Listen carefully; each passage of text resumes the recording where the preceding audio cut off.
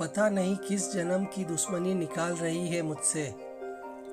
ऐसी छुई मुई बनकर बैठी रहती है जैसे मेरे आने से पहले 5-7 नौकर चाकर आगे पीछे फिरते रहते थे। थोड़ा बहुत हाथ पैर हिलाने से कौन सा शरीर घिस जाएगा इनका। सब कुछ मेरे भरोसे छोड़कर बैठ जाएगी। बाहर से थक कर आओ और फिर घर में आते ही रसोई में लग जाओ।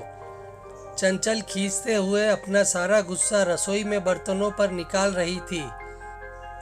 ऐसा नहीं था कि उसकी सास मनोरमा जी को बहू के बड़ बनाने का भान नहीं था, लेकिन वो भी ठिठाई पर थी। बहू की बड़बड़ाहट को एक कान से सुनकर दूसरे कान से निकाल रही थी। चंचल एक पढ़ी लिखी लड़की थी। उसका सपना था कि वो अपने पैरों पर खड़ी होगी। उसने नौकरी के लिए कई जगह आवेदन भी दे रखा था। इसी बीच जब उसके लिए आशीष का रिश्ता आया तो उसने साफ साफ कह दिया कि वो शादी इसी शर्त पर करेगी कि शादी के बाद उसे अच्छी नौकरी मिली तो कोई उसे नौकरी करने से नहीं रोकेगा। आखिर इतना पढ़ने लिखने के बाद वो घर पर नहीं बैठ सकती। आशीष और उसके घर वालों को इस बात से कोई आपत्ति नहीं थी कि उनकी बहू नौकरी करेगी, इसलिए दोनों तरफ से खुशी खुशी ये रिश्ता हो गया।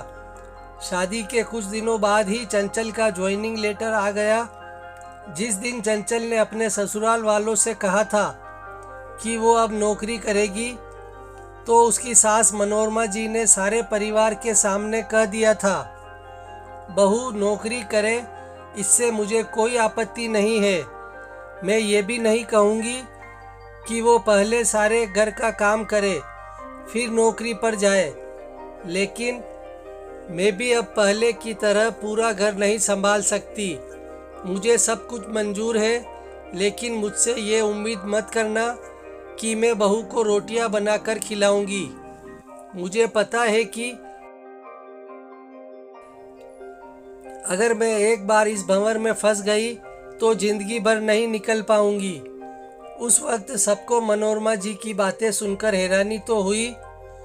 उनके पति ने तो ये भी कहा कि मुझे नहीं पता था कि मेरी सीधी सरल पत्नी भी सास बनते ही अपना रूप बदल लेगी। लेकिन इन सब बातों का मनोरमा जी पर कोई असर नहीं हुआ। वो तो अपनी जिद पर अड़ी थी।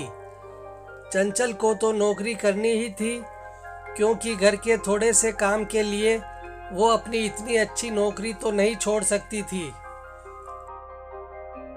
वहीं उसके पति और ससुर जी ने भी नौकरी की इजाज़त दे दी थी, तो वो फिर कहाँ रुकने वाली थी। इस समस्या का ये हल निकाला गया कि घर के कामों के लिए एक काम वाली और खाना बनाने के लिए एक कुक रख ली गई। खाना बनाने वाली सुबह और शाम का खाना बनाकर चली जाती। चंचल का काम था ऑफिस से आकर बस खाना परोसना। यूं ही दिन निकल रहे थे। चंचल की शादी को 2 साल हो चुके थे। अब तो चंचल और बाकी सब घर वालों को इस रूटीन की आदत हो गई थी, लेकिन मुश्किल तो तब होती थी जब कभी खाना बनाने वाली छुट्टी ले लेती थी। ऐसा ही कुछ इन 2 दिनों से हो रहा था, जिस कारण से चंचल खिजी हुई थी। ऑफिस से आकर रोटियां बनाना उसे बहुत बड़ा बोझ लगता था। वैसे तो मनोरमा जी इन दिनों में सब्जियां काट कर बना देती थी, लेकिन बहू के ऑफिस से आने के बाद रसोई में झांकती भी नहीं थी। उस समय चंचल को अपनी बैठी हुई सास बहुत चुभती थी। वो बड़बड़ाती रहती और रोटियां बनाती रहती। बाद में अपनी माँ से फ़ोन पर भर भर कर शिकायत करती, जिसके बाद उसे थोड़ा सा सुकून मिलता था। कुछ दिनों बाद चंचल के भाई की शादी भी तय हो गई। चंचल की होने वाली भाभी भी नौकरी पेशा थी। चंचल की माँ ने सगाई के वक्त ही खुश होते हुए गर्व से कह दिया, भाई मैं तो और सासों की तरह नहीं हूँ जो बहू के आने पर हाथ धरकर बैठ जाऊं। जब अभी तक पूरा घर संभाल रही थी तो अब क्यों नहीं।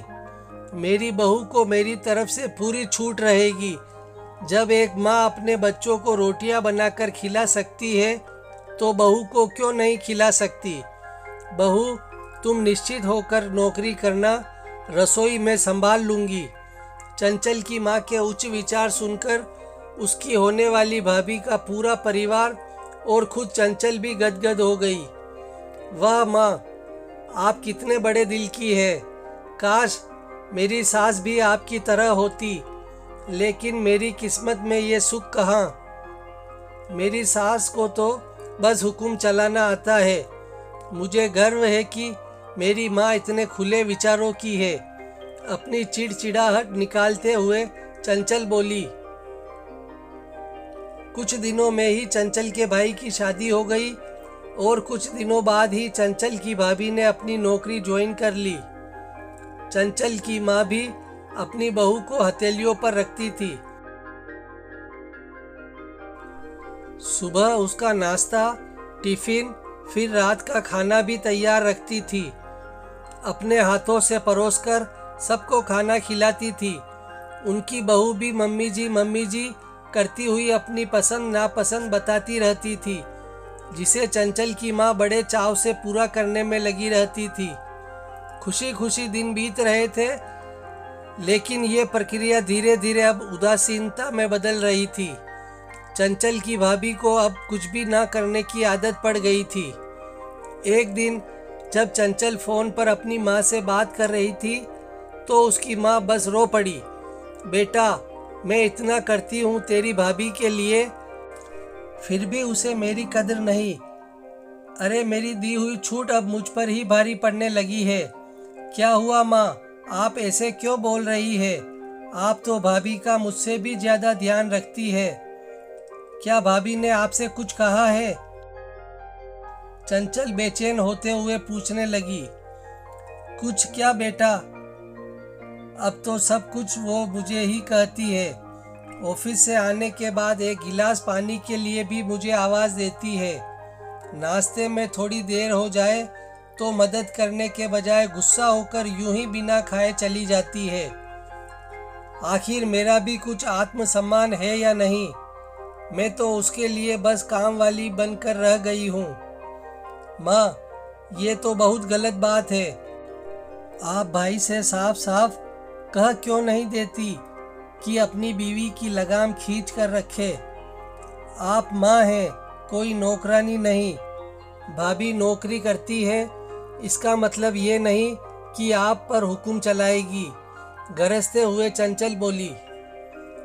किस मुंह से कहूँ बेटा, पहले तो खुद मैंने ही आगे बढ़कर कुल्हाड़ी पर अपना पैर दे मारा, फिर शिकायत किससे करूं? तेरे पापा ने तो कहा भी था कि बहू को ज्यादा छूट दोगी तो बाद में पछताओगी, लेकिन मैं ही बड़ाई की भूखी थी जो अपनी बहू को सर पर चढ़ा लिया। एक बात कहूँ बेटा, तू चाहे अपनी सास को कुछ भी कह, लेकिन समधन जी का ये फैसला सही था कि वो बहू को रोटियां बनाकर नहीं खिलाएगी। एक बार वो सबकी नज़रों में बुरी सास तो बन गई, लेकिन आगे के लिए कम से कम अपना आत्मसम्मान तो बचा लिया। अब ना तो तू उन्हें कोई ताना दे सकती है और ना ही कोई रिश्तेदार। काश मैंने भी शुरू से ही ये घर गृहस्थी की पूरी जिम्मेदारी अपने सिर पर लेने से इनकार कर दिया होता तो आज मेरा ये हाल ना होता।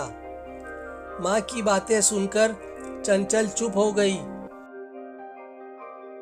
भारी मन से उसने फोन रख दिया। बाहर हॉल में आकर देखा तो सास ससुर आराम से बैठकर बातें कर रहे थे। बातें करते करते उसकी सास अपने नाखूनों पर नेल पेंट लगा रही थी, जिसे देखकर ससुर जी उन्हें चिढ़ा रहे थे। अब बुढ़ापे में ये फैशन करके किसे दिखाओगी? मेरी तो नज़रें भी कमज़ोर हो गई है, किसी को नहीं दिखाना मुझे। मैं तो अपनी खुशी के लिए लगाती हूँ। सारी उम्र तो घर गृहस्थी में उलझी रही, अब छुट्टी का वक्त आया है तो अपने शौक तो पूरे कर लूँ। पता नहीं कब भगवान के घर से बुलावा आ जाए। चंचल की सास मुस्कुराते हुए बोली। पता नहीं आज क्यों चंचल अपनी सास की बातें सुनकर चिढ़ नहीं रही थी, बल्कि वो भी मुस्कुरा उठी। सही तो कह रही है मम्मी जी, एक गृहिणी को अपने लिए वक्त ही कब मिलता है। पहले अपने बच्चों को पाल पोस कर बड़ा करो, फिर कामकाजी बहू आ जाए तो उसे और उसके बच्चों को संभालो। काश मेरी माँ ने भी मेरी सास की तरह पहले ही कह दिया होता कि बहू को रोटियां बनाकर नहीं खिला सकती।